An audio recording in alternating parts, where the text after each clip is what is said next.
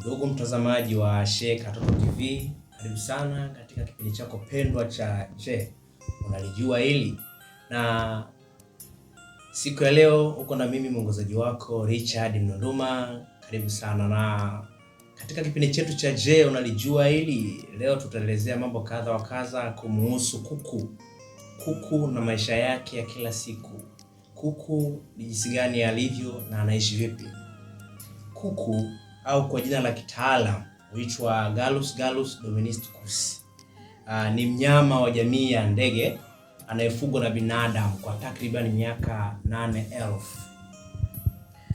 Hiyo wafanya kuku kuwa ni moja ya ndege wengi sana duniani. Yaani kuku unaofahamu wewe ni aina ya ndege ambao wapo wengi sana duniani kwa sasa. Watu hutumia nyama ya kuku, hutumia nyama au mayai ya kuku kama kitoweo au chakula.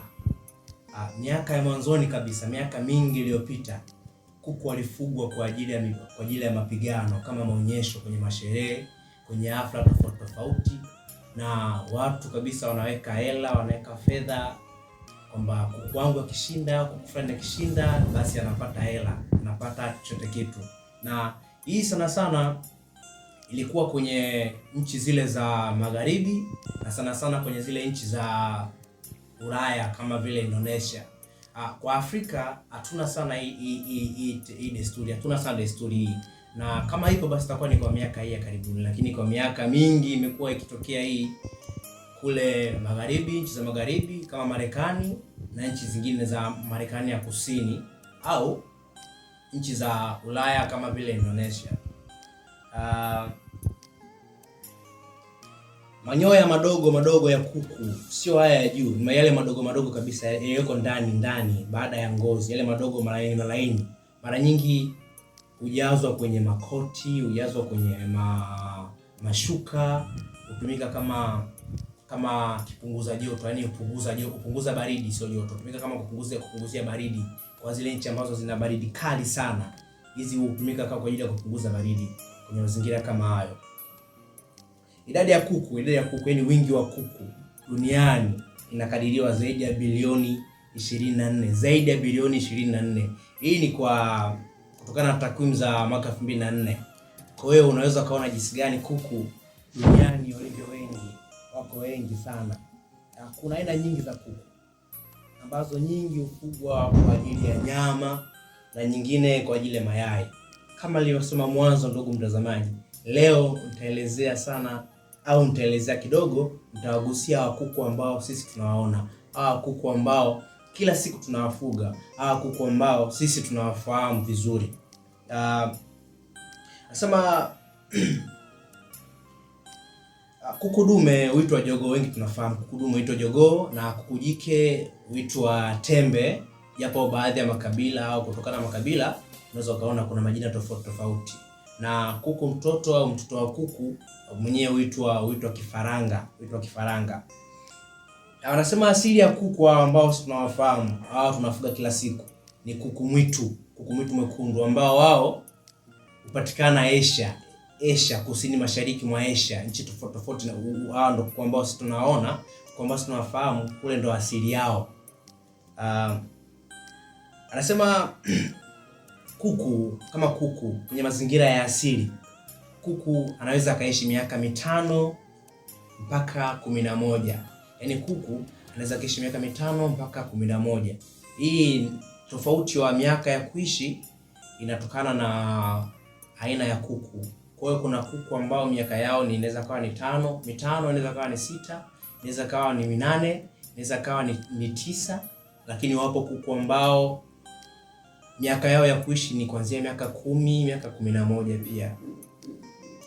Lakini kuna kuku mmoja ambaye anasema alivunja wanasema alivunja rekodi ya kuishi, ni lifespan ya kuku ya kuishi.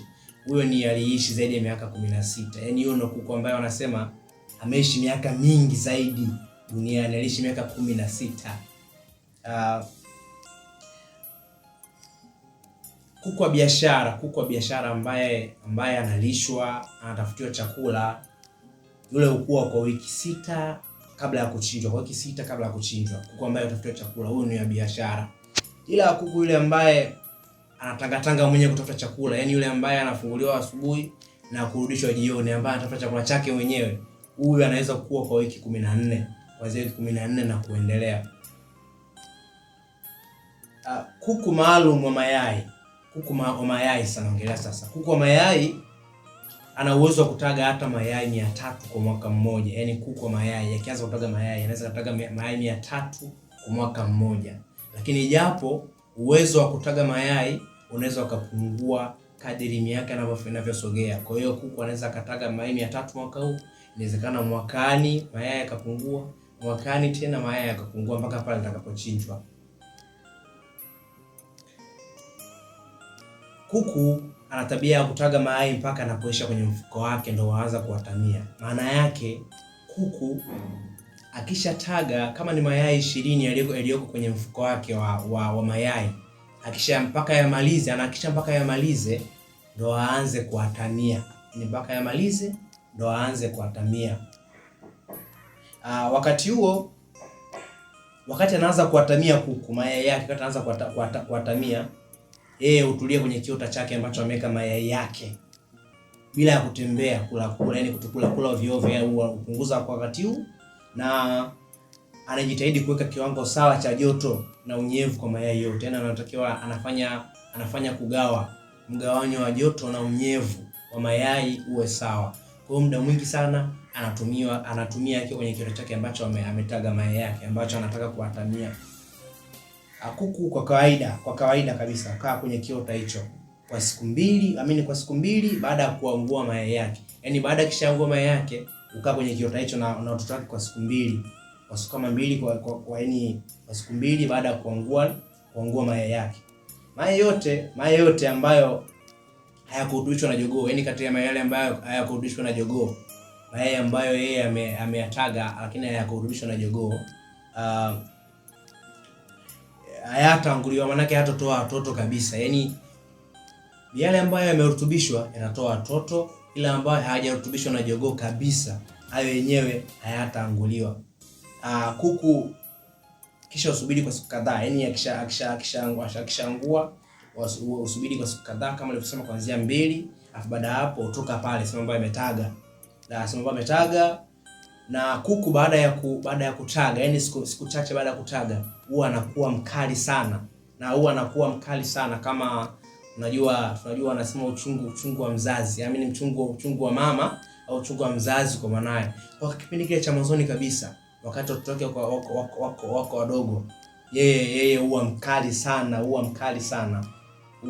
sana nyakati hizo ambazo watoto ni wadogo bado, na mara nyingi huwafunika vifaranga mara nyingi na mabawa yake hivi.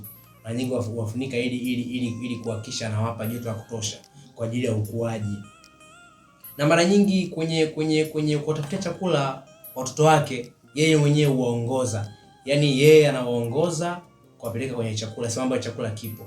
Kwa akienda sema ambayo chakula kipo, anawaongoza watoto wake vifaranga vile mpaka sema ambayo chakula kipo, na muda mwingine ana uwezo hata wa kuwalisha. Yaani yeye mwenyewe anawalisha moja kwa moja, manake anawalisha kupitia mdomo. Na hii ni moja ya tabia ya jamii nyingi ya ndege. Mara nyingi watoto wanalishwa na mama moja kwa moja kupitia mdomo kwa mdomo, yaani wanalishwa mdomo kwa mdomo moja kwa moja.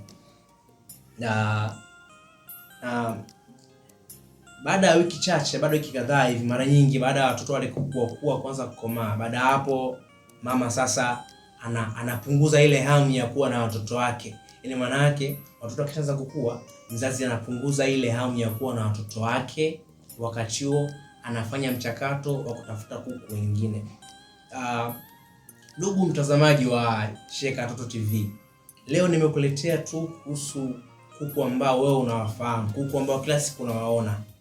Ila kesho katika kipindi kama hiki, katika muda kama huu, tutawaelezea aina nyingine tofauti ya kuku ambao wewe unawafahamu, ambao hujawahi waona, ambao wanapatikana sehemu tofauti, ambao wana tabia tofauti za kuishi, ambao wana namna kuishi tofauti katika sehemu tofauti, iwe ni bara la Afrika au iwe nje ya Afrika. Ndugu mtazamaji, haya ni leo nilikuandalia siku ya leo. Tukutane tena muda kama huu. Asanteni sana.